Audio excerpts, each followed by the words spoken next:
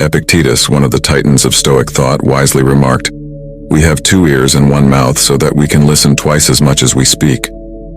Such simplicity in words, yet so profound in its implications about the very nature of our conversations. Stoicism, through its myriad teachings, offers a compass directing us towards meaningful and balanced interactions. But within its vast teachings are nuances, subtleties often overshadowed by the more renowned lessons. Today we embark on a journey to uncover 7 subjects that might be prudent to sidestep in our dialogues.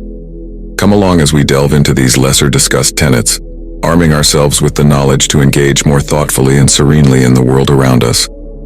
Before we begin, I would appreciate if you liked the video so that you can help me to continue spreading the Stoic philosophy.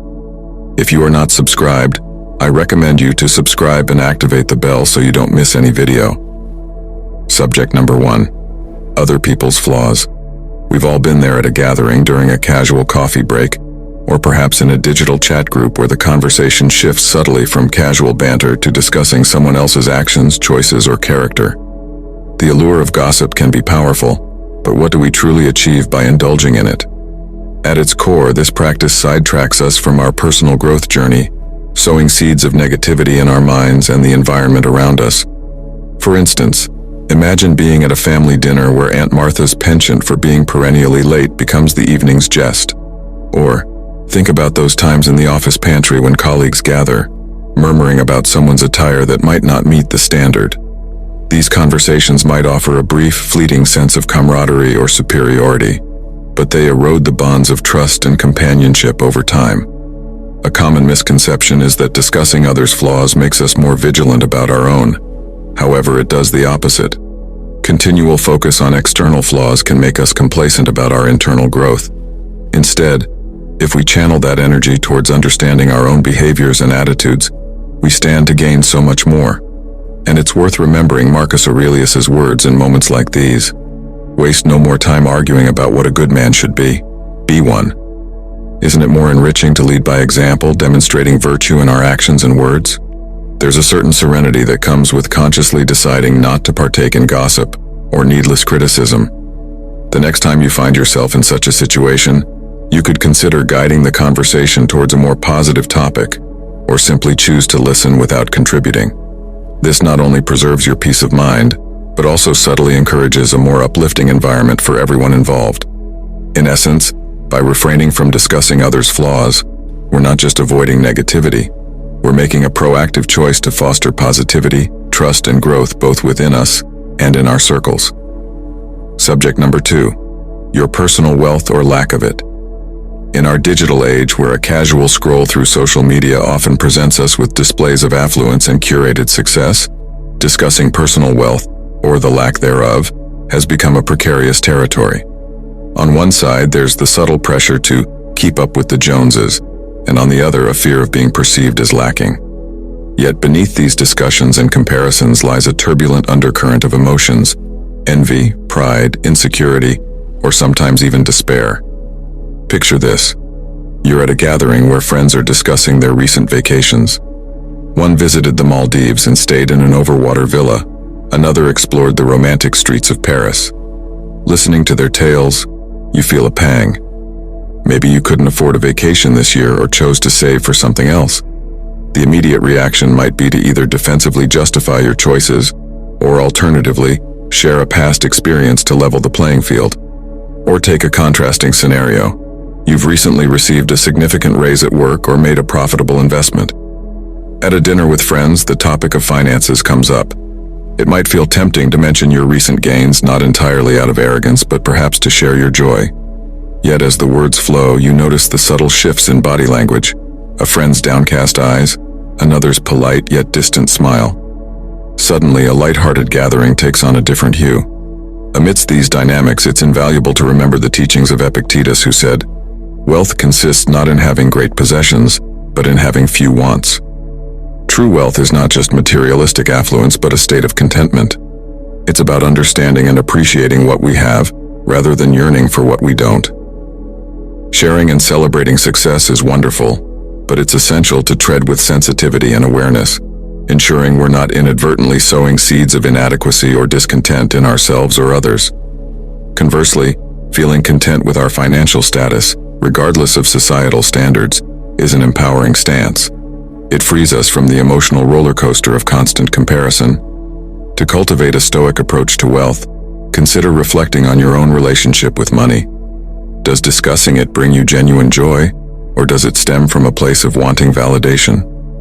Recognizing this can guide our conversations towards more authentic and harmonious exchanges. After all, the most meaningful riches lie not in our bank accounts, but in the depth of our relationships, the quality of our character, and the tranquility of our souls. Subject number 3, past grievances.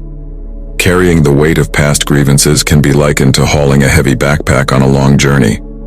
The more you hold on to, the harder your journey becomes. It's a natural human inclination to remember wrongs committed against us, whether they're major betrayals or minor slights.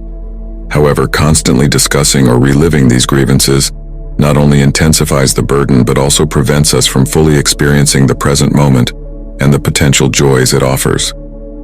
Imagine a childhood friend, Alice, with whom you've shared countless memories. Yet one summer, due to a misunderstanding, she missed your birthday party, an event you had eagerly anticipated together. Years have passed and you've had numerous happy occasions since then, but every time you both meet, the shadow of that missed party looms large.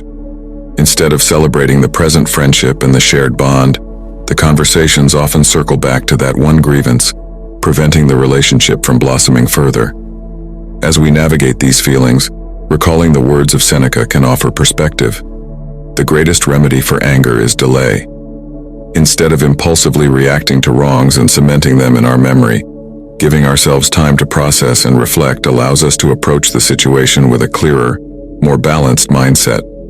Moreover, with time, many grievances that seemed monumental in the moment often lose their intensity. By continuously discussing past grievances, we inadvertently keep the wound fresh, preventing it from healing. It's not about forgetting or undermining one's feelings, but about consciously choosing not to let past events dictate our present emotions and conversations. It's about recognizing the power and freedom in forgiveness, in letting go. When we release these grievances, we not only unburden our souls, but also open up space for more positive experiences and relationships to flourish. In essence, discussing past grievances can feel momentarily validating, but true growth and peace come from introspection, understanding, and ultimately, releasing them. The past can be a teacher, but it shouldn't be the driver of our present journey. Subject number 4. Predicting the future. The human mind, with its incredible imagination and analytical prowess, has always been captivated by the idea of predicting the future. From deciphering patterns in nature to seeking answers in the stars, our ancestors too have tried to unveil what lies ahead. Today, in our age of data and algorithms, that quest continues, albeit in different forms. Yet, while foresight and planning are commendable, obsessively trying to predict every twist and turn can become an exhausting, often anxiety-ridden endeavor. Let's step into the shoes of Maya, a young woman about to graduate from university. The possibilities are vast, but so are the uncertainties. Every dinner conversation with family turns into a speculation fest about job prospects, potential cities to move to, and the nature of the economy in the next 5 years. Friends constantly discuss potential career paths, comparing prospects and probabilities. The result? Maya feels an overwhelming pressure, an anxiety stemming not from the present, but from the myriad unpredictable futures. As these waves of uncertainty and anxiety rise, it's worth pondering on Seneca's observation. We suffer more often in imagination than in reality. While it's practical and even wise to be informed and prepared, constantly discussing and speculating about an uncertain future can magnify imagined challenges, turning them into looming threats. More often than not, many of these predicted scenarios never come to pass, or if they do, they're rarely as daunting as our minds had amplified them to be. What Stoicism teaches us here is the value of embracing the present moment. Instead of getting lost in the maze of what-ifs, it's about grounding ourselves in the what-is. While we can't control every facet of the future, we can control our actions and responses in the present. By reducing the time spent on endless speculations, we can redirect our energies towards actionable, meaningful steps that align with our values and goals. While discussing potential futures can be enlightening, it's essential to strike a balance. The true beauty of life lies not in predicting every sunset and sunrise, but in marveling at the hues of the present moment, confident in our ability to adapt and thrive, come what may. Subject number 5. Petty controversies. The magnetic pull of controversy is deeply woven into the fabric of our social interactions. It caters to our innate curiosity and desire for connection, even if it's over topics that, in the grand scheme of things, might seem insignificant. Such controversies might appear harmless at first glance, yet their insidious nature lies in their ability to consume our mental bandwidth and divert our focus from matters of genuine substance. Jenna, an ambitious young writer, knows this all too well. On a bright Sunday morning, with a fresh cup of coffee in hand, she settles down to pen a few chapters of her novel. However, a buzzing notification draws her attention to a trending topic on social media, a debate over a celebrity's new hairstyle. She reads a comment, then another, formulates a reply, and soon finds herself descending down a rabbit hole of opinions and counter-opinions. Hours later, the page she intended to fill with her creativity remains blank, her initial enthusiasm a distant memory. Now, extrapolating from Jenna's experience, it's easy to see the broader implications. These minor distractions, if allowed to persist, can accumulate, morphing into significant obstacles in our personal and professional lives. They shift our conversations, dominate our free time, and more worryingly, begin to shape our self-worth and perception based on fleeting, often shallow metrics. The wisdom of Epictetus offers guidance in such scenarios. It's not what happens to you, but how you react to it that matters. This sentiment reminds us that while we cannot always control the influx of controversies in our environment, we hold the reins when it comes to our engagement. By consciously choosing where we direct our attention, we reclaim our mental space, ensuring that it's reserved for endeavors that align with our aspirations and values. But how do we cultivate this discernment? It starts with self-awareness. By regularly evaluating our motivations behind participating in a controversy, we can discern whether it's out of genuine interest or mere habit. It's also beneficial to curate our information sources, ensuring that what we consume aligns with our goals and values. To immerse oneself in the vast ocean of controversies is a choice. Yet, with awareness and intention, we can sail these waters, anchoring ourselves in discussions of depth and substance, and steering clear of the ephemeral whirlpools that seek to draw us in. The journey towards discernment is continuous, but with each conscious decision, we move closer to a life of purpose, undeterred by the fleeting storms of petty controversies. Subject number 6. Vain displays of knowledge. The pursuit of knowledge is a noble endeavor, yet it can sometimes lead us astray when the intent behind it shifts from personal growth to mere showmanship. Flaunting knowledge without genuine purpose is akin to hoarding treasures in a chest and displaying them for fleeting admiration, rather than using them to enrich one's life or the lives of others. Take the case of Arya, a passionate reader who always had a book in hand. Over time, her love for learning gave her a vast reservoir of knowledge on diverse topics. However, as she began to receive admiration for her intellect, a subtle change occurred. Instead of sharing knowledge to enlighten or assist others, her conversation started taking on a different tone. Whenever discussions arose, Arya would interject with obscure facts, often derailing the conversation's flow or overshadowing others' contributions. Instead of fostering connections and understanding, her interactions began to create distance and subtle alienation among her peers. While it's commendable to be well-informed and knowledgeable, the essence of acquiring wisdom is not just in its accumulation, but in its apt application. Knowledge, when used as a tool for vanity, can become isolating. It can transform from a bridge that connects people to a wall that distances them. Seneca once said, "True happiness is to enjoy the present without anxious dependence upon the future." In the context of our discussion, this could be interpreted as enjoying the process of learning and sharing knowledge genuinely, without the anxiety of constantly proving oneself or seeking validation. A genuine display of knowledge is not in reciting facts, but in applying them meaningfully, in aiding understanding, in fostering connections, and in using what we know to uplift ourselves and others. It's about knowing when to speak, what to share, and how to communicate, ensuring that the essence of the message is not lost in the clamor for recognition. In our journey of continuous learning, it's crucial to frequently introspect and evaluate our intentions. Are we seeking knowledge to grow, or are we seeking it to glow? By aligning our quest for knowledge with the genuine intention of personal growth and positive contribution, we can ensure that our wisdom becomes a beacon of light for ourselves and those around us, rather than a mere decorative lamp, admired but not illuminating.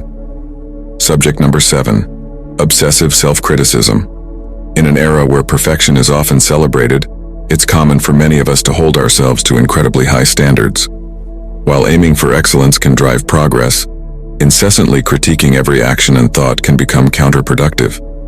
Imagine tirelessly preparing for an important presentation or project, only to constantly belittle your efforts, second-guessing every choice, or worrying about each word you'd say. Instead of focusing on delivering with confidence, you're entangled in a web of over-analysis, where the fear of perceived inadequacy overshadows genuine effort. This relentless internal scrutiny, instead of acting as a motivator, can become a deterrent. It can hinder spontaneity, reduce creativity, and even impact overall well-being. The excitement of starting a new endeavor or the joy of completing a task can quickly be clouded by the persistent voice that asks, "Was it good enough?" Embedded within this challenge is a Stoic reflection by Marcus Aurelius. The universe is change. Our life is what our thoughts make it. If our thoughts are perpetually critical, our reality mirrors that negativity. But if we can manage to harness our thoughts, we have the power to reshape our reality. Breaking free from this cycle of self-criticism involves recognizing and challenging these self-deprecating thoughts. It's about understanding the difference between wanting to improve and unnecessarily pulling oneself down. It might help to consider whether you would subject a friend to the same level of criticism you apply to yourself. Often we are our own harshest critics. Fostering a mindset of growth, where mistakes are seen as stepping stones and not stumbling blocks, can pave the way for healthier self-assessment. By celebrating small victories and understanding that the path to success is often non-linear, we can navigate our journey with a balanced perspective, embracing both our strengths and areas of improvement. In essence, while self-awareness is a valuable asset, obsessive self-criticism can be a formidable obstacle. By cultivating a mindset of growth, compassion, and understanding, we can achieve a harmonious balance that fuels progress without compromising well-being. In our journey through life, understanding the nature of our conversations, both internal and external, can significantly shape our experiences and perceptions. As we've delved into today, there are subjects that, when ruminated upon excessively, can distort our vision and stifle our growth. I encourage you all to pause, introspect, and evaluate the narratives you often find yourself entwined in. Are there themes you're giving undue importance to? Moments or regrets that have outlived their relevance? Share your insights and reflections in the comments below. Your experiences might resonate with someone else, and together, we can foster a community of growth, understanding, and mutual support. Let's embark on this transformative journey hand in hand, fostering a better understanding of ourselves and the world around us. Thank you for sharing this enlightening journey with me, and until our next philosophical venture, may you always tread the path less traveled, the Stoic way.